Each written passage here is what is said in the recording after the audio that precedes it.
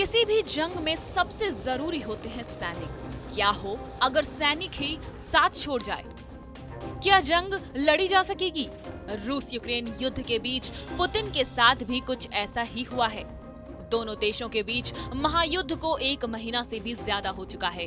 रूसी सैनिकों ने यूक्रेन के कीव, मारियोपोल, खार्किव जैसे बड़े शहरों में भयंकर तबाही मचा रखी है। बूचा में हुए नरसंहार का आरोप भी यूक्रेन रूस के मत्थे मढ़ रहा है। हालांकि रूस इससे सख्त मना कर रहा है।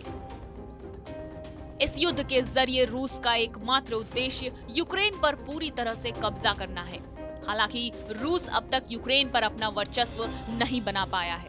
सवाल ये भी उठ रहे हैं कि पुतिन आखिर ऐसा क्यों नहीं कर पा रहे हैं? यूक्रेन पर कब्जा नहीं कर पाने के पीछे क्या है असली वजह? इन सभी सवालों के बीच एक ऐसी खबर सामने आ रही है जिसने रूसी प्रेसिडेंट व्लादिमीर पुतिन के सामने सबसे बड़ी मुश्किल खड़ी कर दी है।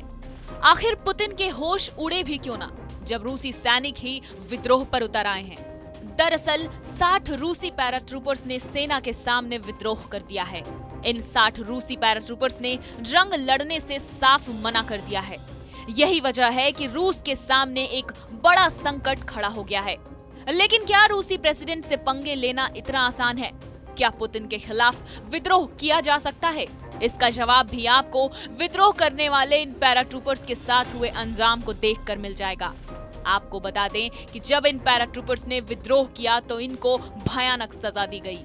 विद्रोह करने वाले सभी पैराट्रूपर्स को सेना ने जेल में बंद कर दिया है। जेल में इन्हें यातनाएं भी दी जा रही हैं। एक मीडिया रिपोर्ट में इसकी जानकारी दी गई है। कहा गया है कि नॉर्थ रूस में स्को के मेन एयरफोर्स के हेडक्वार्टर से आने वाले पैराट्रूपर्स को ऑर्डर न मानने के आरोप में जेल भेज दिया गया है। खबर यह भी है कि इसकी भनक देश के प्रेसिडेंट व्लादिमीर पुतिन को पड़ गई।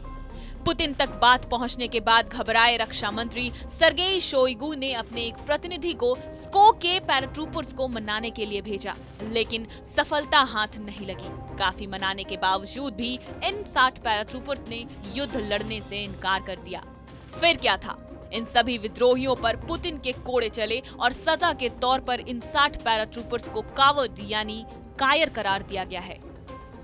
वहीं इनमें से कुछ को तो डिसमिस यानी बर्खास्त भी कर दिया गया है, तो कुछ को जेल की सजा के साथ कोर्ट मार्शल की सजा सुनाई गई है। रिपोर्ट के अनुसार यूक्रेन में आक्रमण करने के लिए रूसी सैनिकों को बेलारूस ले जाया गया था, लेकिन जब उन्होंने विद्रोह किया तो सेना को उन पर शक हुआ, जिसके बाद उन सैनिकों को स्को में उनके बेस पर वापस भेज दिया गया, जहां उन्हें ये सजाएं दी जा रही हैं। बहरहाल हमारी इस खबर पर क्या है आपकी प्रतिक्रिया, हमें कमेंट करके जरूर बताएं। बाकी देश और दुनिया से जुड़ी सभी खबरों के लिए देखते रहें TV9 डिजिटल।